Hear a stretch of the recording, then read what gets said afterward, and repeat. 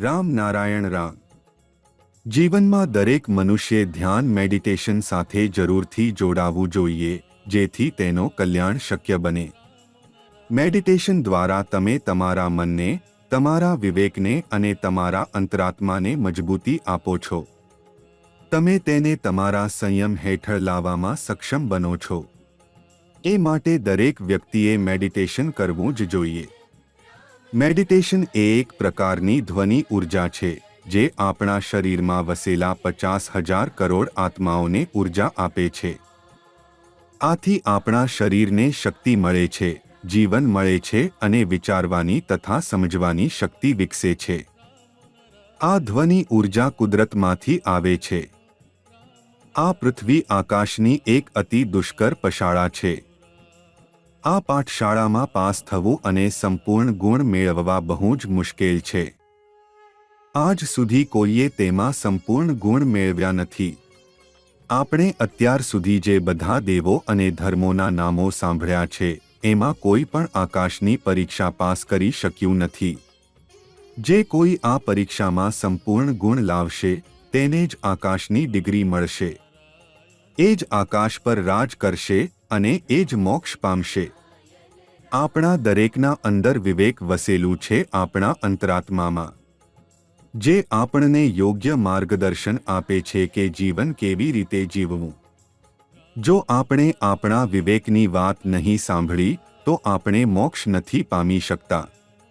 જ્યારે આપણે મેડિટેશન કરીએ છીએ, ત્યારે આપણા અંદરની 50,000 કરોડ આત્માઓ એક જ જગ્યાએ કેન્દ્રિત થાય છે અને આપણને ઉર્જા આપે છે. તમારા મનમાં બસ આ એક વાત બેસાડવી છે કે આપણને દરેક પરિસ્થિતિમાં ધ્યાન કરવું જ જોઈએ. મેડિટેશનથી ઘણી ચિંતાઓ, મનની ગુંજવણો, શંકાઓ અને સંકોચો ધીરે ધીરે દૂર થઈ જાય છે.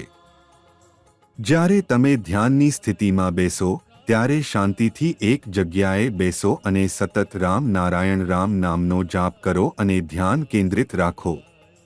રામ નારાયણ રામ નામની શ્રેષ્ઠ વાત એ છે કે શરૂઆતમાં તમારે એ ધ્યાનમાં રાખવું પડે છે કે હવે જાપ કરવો છે, પણ થોડા સમયમાં આ નામ તમારી શ્વાસ સાથે જોડાઈ જાય છે. રામ નારાયણ રામની ધ્વનિ એ આપણા અંદરના વિવેક અને ચેતનાની અવાજ છે. આ ધ્વનિ સૌ માટે છે, સૌ સાથે છે, દરેક સત્તા માટે છે. રામ નારાયણ રામની ધ્વનિ આપણાથી સંવાદ કરે છે. જ્યારે પણ આપણે તેને પુકારીએ, ત્યારે આ અવાજ આપણને પ્રતિસાદ આપે છે.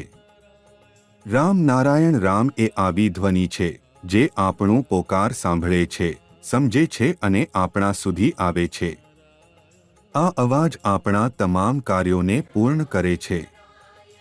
અમે મનુષ્યો વિચારો કરીએ છીએ, સંકલ્પો કરીએ છીએ, સિદ્ધાંતો સ્વીકારીએ છીએ, પણ જે આપણાથી કર્મ કરાવે છે એ રામ નારાયણ રામ છે. અમે જે પણ કર્મ કરીએ છીએ અથવા જે પણ વિચાર કરીએ છીએ, તેમનો મૂળ આધાર રામ નારાયણ રામ જ છે. એ દરેક જગ્યાએ છે, દરેક કણમાં છે. આ રામ સિવાય જગતમાં બીજું કંઈ નથી.